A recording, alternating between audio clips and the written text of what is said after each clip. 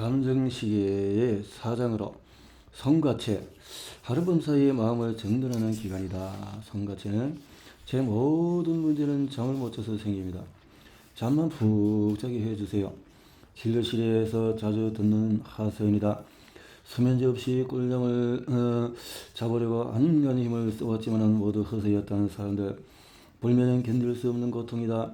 밤이 깊어질수록 눈꺼풀만 무겁지만 의식은 또렷해지고 자고 싶다는 욕망은 점점 갈망으로 절망으로 바뀐다. 잠을 못 잘 뿐이지만 삶 전체가 붕괴되는 느낌이다. 이때 많은 사람들은 스스로를 탓한다. 내가 예민해서 그런가? 의지가 부족해서? 하지만 불면은 절대 개인 탓이 아니다. 오히려 수면은 가장 비의지적인 회복행위다. 잘 자고 싶다고 잘 잘 수 있는 것이 아니라는 말이다. 이를 심리적인 문제로 축소해서도 안 된다. 수면은 생물학적으로 정교하게 설계된 리듬이다. 리듬이라는 것은 시스템이고 시스템은 감정과 깊이 얽혀 있다. 우리는 깨어있는 시간만을 살려고 부른다. 수면은 그 삶을 위한 준비, 말하자면 보도장치를 여겨진다. 하지만 실제로는 그 반대일 수가 있다. 수면의 여건은 체력 재충전에만 있지 않다. 수면은 그 자체로 생명유지 기능이다. 수면 중에는 성장 호르몬과 멜라토닌이 분비되고 면역세포가 활성화되며 글림파틱 시스템을 통해서 뇌 속의 노폐물이 제거된다. 기억은 정리되고 감정은 가라앉고 뇌는 불필요한 정보를 비우는 작업을 수행한다. 이 모든 작동은 깨어있는 상태에서는 불가능하다. 수면은 육체와 정신이 동시에 복원되는 유일한 시간이다. 어떤 이는 각성보다도 수면을 더 본질적인 생존 조건이라고 말한다. 실제로 과도한 수면으로 사망하는 경우는 거의 없지 않아. 수면 박탈은 우울과 자살을 유발하며 심하면은 생명 자체를 위협한다. 치사성 불면증은 죽을 때까지 잠들 수 없는 병이다. 발병 시에 1년 이내에 사망한다. 수면 부족이라는 절망의 끝은 존재 자체의 붕괴이다. 그런데 이 중요한 수면을 언제부터 포기해도 되는 것으로 취급해 왔을까?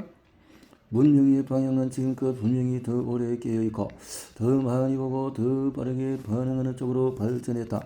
빛은 숭배되고 어둠은 몰아내야 할 장애물로 전락했다.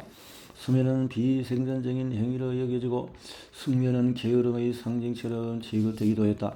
하지만 감정은 언제나 어둠 쪽에 가까운 감각이다. 수면이 무너지면 감정의 균형도 깨어진다. 이 둘은 서로 떠받치는 관계다. 그리고 바로 이 교차로에 빛의 문제가 발생한다. 빛은 생체의 시기를 조율하는 가장 강력한 환경 신호다. 우리가 언제 자고 언제 깨고 언제 기분이 좋아지거나 가라앉는지는 빛의 패턴에 따라서 바뀐다. 이 생체의 시기를 담당하는 기관이 성가체이다. 성가체는 내 안쪽 두 눈 사이 깊은 곳에 위치한 작은 솔방울 모양의 기관이다. 이 기관은 정신과 육체가 만나는 곳이라고 불릴 만큼 감각의 경계에 존재한다. 성가체는 낮과 밤 외부 자극과 내면 감정 사이에서 우리의 리듬을 조율한다. 그런데 오늘 우리는 이 성가체의 감각을 거의 잃어버렸다. 밤이 사라진 도시, 푸른 빛이 넘실대는 스크린, 감정을 묻어버리는 스케줄, 빛에 사로잡힌 우리는 이제 제대로 된 어두움 속에서 쉬지 못하는 존재가 되었다. 이제 다시 묻자. 우리는 감정을 조율할 수 있는 존재인가? 수면은 그 질문에 대한 신체의 대답이다. 그리고 성가체는 감정의 리듬을 설계하는 생명 안의 시계공이다. 불면은 기침과 같다. 잠을 자는 동안에 우리 몸과 뇌가 과연 쉰다고 말할 수 있을까? 겉보기에 고요하지만 실제로는 결코 그렇지 않다. 심장이 멈추지 않듯이 뇌 역시 쉬지 않고 작동한다. 수면과 각성은 단절된 상태가 아니라 하나의 순환 속에 있는 상호 보완적인 과정이다. 마치 동전의 양면처럼 둘 중에 하나라도 빠지면 삶의 리듬은 붕괴된다. 이 전환을 조율하는 것이 바로 자율신경계, 면역계, 호르몬 시스템이다. 이 세 가지는 몸과 마음을 연결하는 다리이자 낮과 밤을 이어주는 생체의 관문이다. 이 순환의 리듬 중심에는 생체의 시계가 있다. 바로 성가체와 시상하부다. 성가체는 밤이 되면 멜라토닌 분비를 늘리고 아침이 되면 그 분비를 멈춘다. 이 단순한 리듬이 수면과 각성의 스위치를 켜고 끄는 역할을 한다.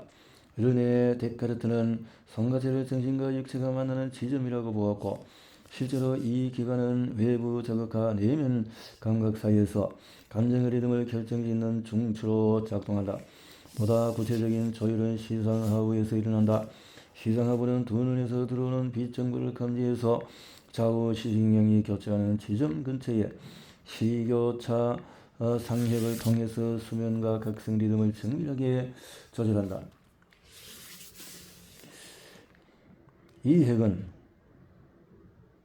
시교차상 핵, 외부 환경의 빛과 어둠을 감지하고 뇌파의 변화를 유도하며 호르몬을 조율한다. 낮과 밤의 경계를 인식하는 것은 눈이지만 실제로 그 신호를 해석하고 생체 리듬을 설정하는 것은 이 작은 뇌의 장치들이다. 낮과 밤은 물리적인 개념이 아니라 생리적인 감각이다. 우리가 언제 깨고 있고 언제 잠드는지는 시계가 아니라 시상하부와 송가체가 결정한다. 빛을 감지하고 어둠에 반응하며 감정의 리듬을 조율하는 이 작고 정교한 시스템이 무너질 때 우리는 감정과 생명의 리듬을 잃는다. 수면은 그 자체로 균일하지 않다. 크게는 렘 수면과 비렘 수면으로 나뉘고 이 둘은 하룻밤 동안에 90에서 120분 주기로 번갈아 반복된다. 평균 5회 정도 반복되는 이 선한 구조 안에서 우리의 뇌와 몸은 서로 다른 방식으로 회복을 수행한다. 렘 수면은 빠른 안구 운동이 특징이다. 노동자가 초당 수십 회씩 움직이고 뇌파는 깨어있을 때처럼 활발하다. 하지만 몸은 정지해 있다. 대부분의 근육은 마치 잠시 마비 상태에 빠지는데 이는 꿈속의 움직임이 실제로 행동으로 이어지는 것을 막기 위한 안전장치이다. 이 기제가 고장이 나면 문제는 심각해진다. 꿈에 반응해서 몸이 실제로 움직이는 렘 수면 행동 장애는 자신은 물론 함께 자는 이에게 상의를 입힐 수가 있다. 최근에는 이 증상이 파킨슨병이나 알츠하이머 병 등 퇴행성 뇌질환의 초기 신호로 나타날 수 있다는 연구도 있다. 또 다른 렘 수면 현상인 수면마비, 가위 눌림도 마찬가지다. 의식은 깨어있지만 근육마비가 아직 풀리지 않은 상태에서 몸이 움직이지 않고 말도 나오지 않은 이 강한 공포를 느낄 수밖에 없다. 반면에 비렘 수면은 뇌와 몸이 보다 깊은 안정 상태에 들어가는 구간이다. 특히 3단계와 4단계에서는 심박수와 호흡이 현저히 느려지고 뇌파 역시 가장 느린 주기로 전환되며 신체는 회복 모드로 들어간다. 꿀잠은 바로 비렘 수면의 깊이에 샤워된다. 수면 초반부에 집중적으로 나타나는 이 단계는 감정적인 회복과 면역력 회복의 기반이 되기도 한다. 수면에서 또 하나 주목해야 할 요소는 꿈이다. 대부분의 꿈은 렘 수면 중에 발생한다.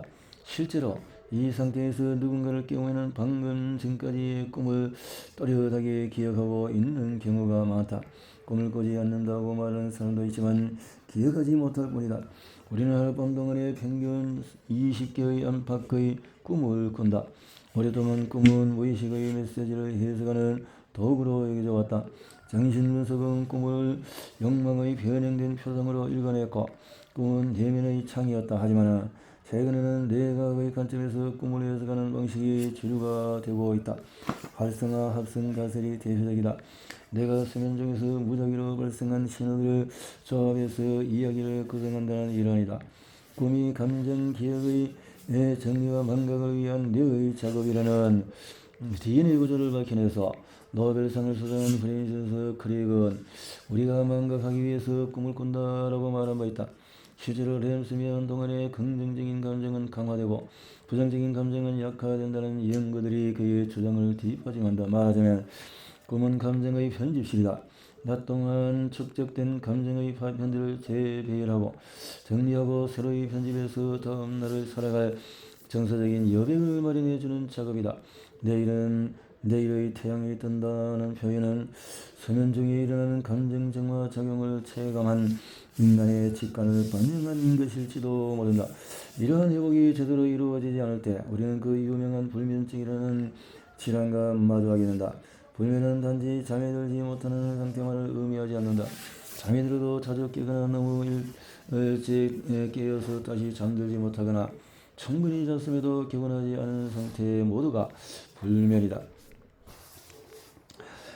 기간이 한 달 미만이면 일시적인 불면, 그 이상이면 만성 불면으로 분류된다. 전 인구의 30% 이상이 일시적인 불면을 경험하고 약 10%는 만성적인 불면에 시달린다. 누구나 겪을 수 있지만 누구에게나 고통스럽다. 우리는 인과를 반대로 인식하곤 한다. 잠을 못 자니까 예민해졌다고 하지만 사실은 예민하고 불안하기 때문에 잠들 수 없는 상태인 경우가 많다. 실제로 우울증 환자의 90%는 불면 증상을 경험한다. 우울이 깊어지는 렘수면과 비렘수면의 주기 자체가 무너지고 꿈의 내용조차 뒤틀리기 시작한다. 수면과 감정은 단절된 기능이 아니다. 한 시스템의 양 끝이다. 한쪽이 무너지면 다른 쪽도 함께 붕괴한다. 숙면을 돕는 생활 습관들이 우울증이나 불안장애 같은 정서 장애에도 보조요법으로 쓰인다.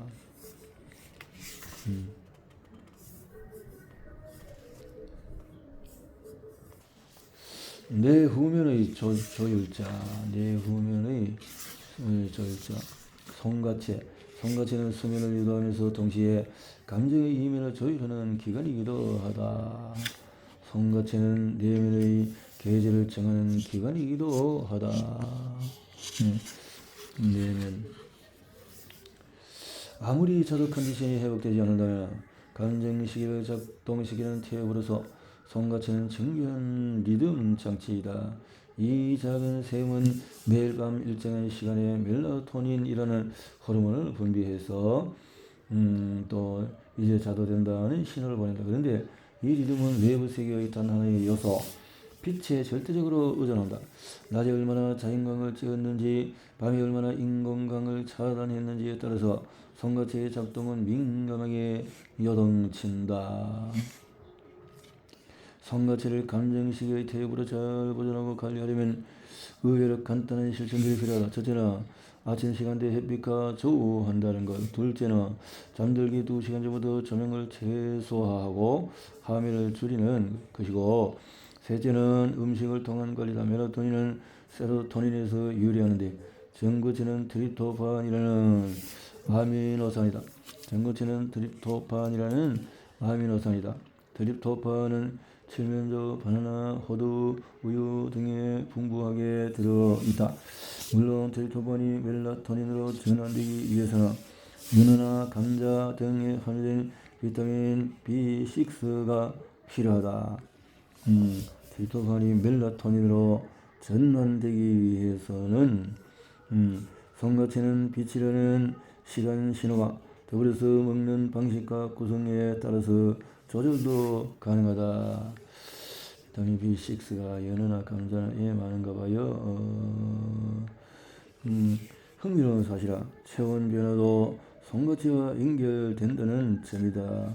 해가 지고 체온이 떨어지기 시작할 때 송가체는 이를 밤의 시작으로 인식하고 멜라토닌을 분비하게 된다는 거죠. 그래서 수면의 온도를 잘 맞춰야 될 것이다. 라고 하는 거죠. 하루에 단 한 번이라도 추위로 인해서 정신이 번쩍 들었던 순간이 있다면, 배고팠던 것이 있다면, 이런 것 감각, 우리 몸의 에너지 공장인 미토콘드리아는 이런 자극에 민감하게 반응한다. 라는 거죠. 우리는 보통 깨어있는 동안 채우고 잠들어 있을 때 비운다고 믿는다. 내일을 위해서 오늘 밤에는 꺼져 있어야 한다고 생각한다. 하지만 생명은 그보다 정교한 리듬을 따른다.